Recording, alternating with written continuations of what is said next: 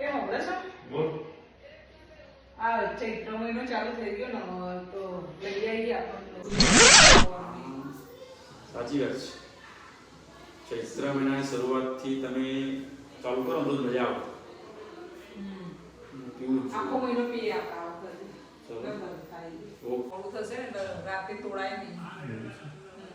ચલો તો લઈ જઈએ. ચલો લીમડો સામે જ છે, બહુ દૂર નથી. હા બધું જોડે લા લેતા જો.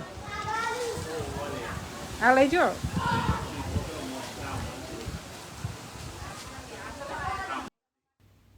હેલો ગાઈસ, તો જુઓ આ કેટલો જોરદાર પવન ફૂંકાય છે. આજે તો સવારે 4:30-5 વાગ્યાથી ચાલુ થયું હતું, પાછું સાંજે ફરીથી ચાલુ થઈ ગયું.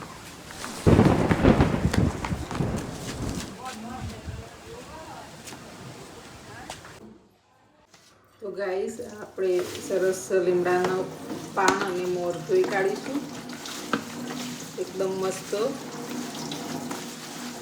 કારણ કે આજે તો આંધી હતી એટલે બધું ડસ્ટ બી વધારે ઉડી છે. ધૂળ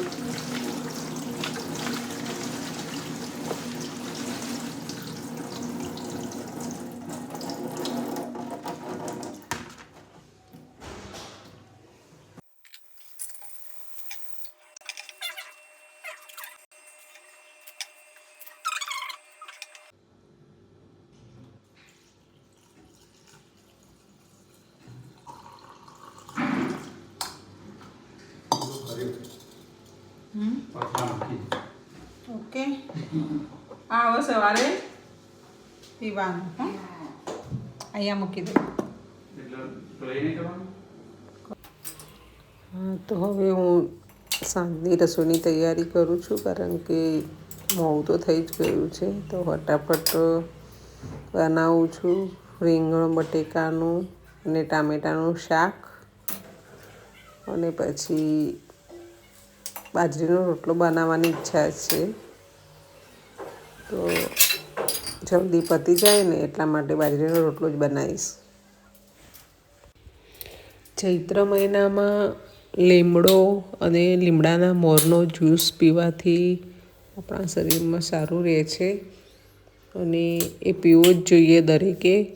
કારણ કે જ્યારે અમે નાના હતા ને ત્યારે પપ્પા રોજ સવારે એનો રસ બનાવતા અને બધાને થોડો થોડો પીવા આપતા, પણ અમને એ વખતે ના ભાવતું, અને આમ નાક દબાઈને એની સ્મેલ આવે કડવી, તો નાક દબાઈને પીતા અને ના ગમતું પીવું.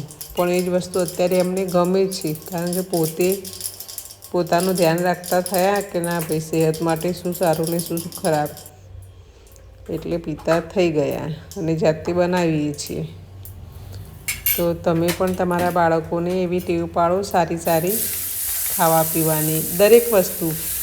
તો એ અત્યારે કદાચ નાનું હશે તો નહીં માને, પણ જ્યારે મોટું થશે ને એટલે એને બધી વસ્તુઓ યાદ હશે કે આ રીતે આમ કરવાનું, ખાવા પીવાનું ધ્યાન રાખવાનું, કેવું જીવન જીવવું જોઈએ, એ બધું જાતે કરશે.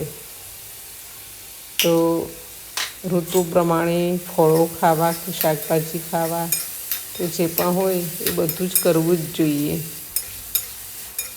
તો હવે એક બાજુ શાક ચડવા મૂકી દઉં છું, અને અમે થોડું મતલબ આપણા ગુજરાતી ગળ્યું ખાતા જ હોય છે, તો થોડી ખાંડ નાખીશ એટલે મજા આવે રીંગણના શાકમાં.